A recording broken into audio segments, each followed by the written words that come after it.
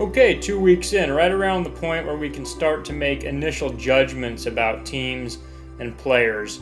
Really, a month from now, we'll have a better idea, but 2 weeks in, we can make some rough estimations. We're getting in the point of the year where injuries are already starting to affect teams. We're seeing which teams are deep. Fantasy is all about depth. If you don't have the depth, you're done. We're still at a point in the year where the standings can change nightly drastically. You can move 3 or 4 spots in one night. So I'm not going to get into the standings too much. I'm not going to look at anything too intently other than injuries, surprises, and disappointments. Winner, Tyrus Thomas and Kevin Martin out, each with broken arms. Pau Gasol, Kevin Martin, Tyrus Thomas, all out with injuries. 3 key component guys to my team, and I'm still competing. Have to feel good about that. Surprises, I would say Andrei Kirilenko, a renaissance man.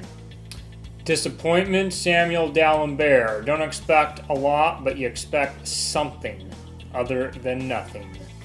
Cowboy trader injury note, Tony Parker, Nate Robinson both out. You can handle that. Could be worse. I'd say big surprise so far this year is Andre Bargnani. I wouldn't necessarily call it a surprise that he's playing well, but how good he's playing. Ranked 20, putting up great stats. Disappointment, this is going to sound weird. I'm going to say Kevin Garnett.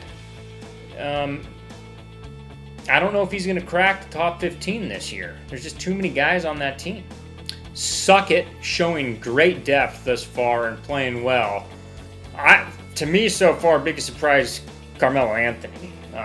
This guy's playing like LeBron James practically. I still say you see drop off. I don't think it's sustainable, but this far in, 2 weeks, Carmelo Anthony, biggest surprise on this team. Biggest disappointment here, clearly Derrick Rose. After the big playoff run against the Celtics, the number 1 pick in the draft, has not been injured, is ranked 202 with no 3-pointers on the year. Good thing your team's deep and this isn't really too devastating. You can get through what is really just a devastating 2 weeks by Derrick Rose and his no threes.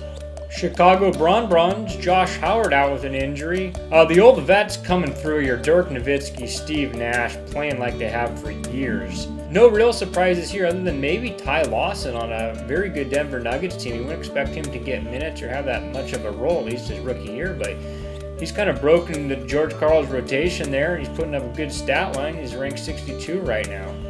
Super Stickman Dan, I'd say biggest surprise so far, Eric Gordon. Not that he's playing well, but how good he is playing. Biggest disappointments, Manu Ginobili, Monte Ellis, Richard Jefferson, all lackluster. I'm assuming all 3 of those guys will eventually come around, but bad 2 weeks for them. The coach still blowing up his games, but even if he wasn't blowing up his games, I think he'd still be in first place, just not by as much as he is. Biggest surprise here in the first 2 weeks, Paul Pierce ranked number 2 on the year on that Celtics team. The guy just putting up crazy stats. Coach looking tough right now. Deep team, and that's what gets you to the top. Also, no injuries yet. Biggest disappointment, clearly Andre Miller, just not getting the role on Portland. McMillan's experimenting with a 3-guard lineup right now, but Andre Miller just doesn't get the minutes and the possessions or the role. Andre Miller disappointing. Dirk dribblers, Devin Harris out with an injury. That's tough, but you only have 1. I told you Michael Beasley sucked. He's now in rehab. Just a complete loser. Clearly the Heat don't need him. They're playing great without him. Just get rid of Beasley. Maurice Spirits, big surprise after I knocked him hard before. Didn't even know who the guy was. Having a phenomenal year so far. Biggest disappointment, Elton Brand. I don't think he'll ever be the Elton Brand of old. Not playing well. Shuttlesworth doing well. Biggest surprise here, Joakim Noah. His lack of points are compensated for his lack of TOs. He's getting good minutes, and he's really putting up good stat lines, good fantasy stat lines. I didn't think much of him before, but Noah's looking solid. Tariq Evans still ranked in the low 100s, but with Kmart out, he still shows a lot of potential, and I like Johnny Flynn too.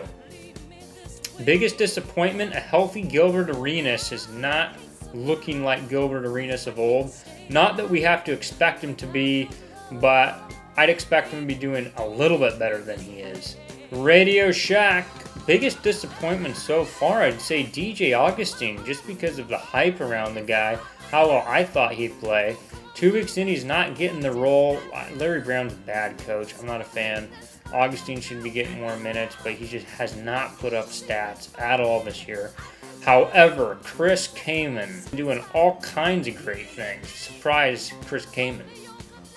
Balashak Kala not playing very well, has had 2 big injuries. Bedris hasn't been playing well, but now he's injured. And of course, Vince Carter is injured.